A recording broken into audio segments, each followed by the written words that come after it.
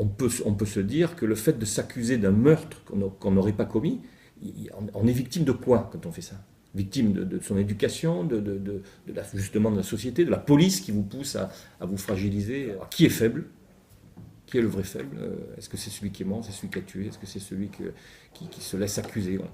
Donc c'est tout. C'est pour ça qu'à la fin du livre, les questions, même s'il y a une chute, parce qu'on donne des solutions à la fin du livre, on a peut-être envie de reprendre une lecture pour mieux voir véritablement qui sont les vrais coupables. Alors ce qu'il y a dans mon écriture, c'est que comme je n'ai pas de trame très précise quand j'écris, la chute du livre est arrivée sans moi presque. Je ne savais pas comment finir le livre au moment où je l'ai démarré.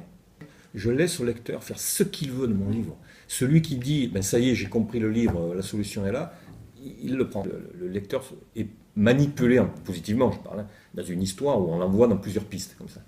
Mais finalement, c'est aussi l'histoire du héros du livre qui est manipulé. Est-ce que c'est lui qui manipule? Est-ce qu'il est manipulé par la police? Non, je ne me suis pas inspiré de Dumont, mais je suis très très content et très fier qu'on fasse le lien avec son cinéma.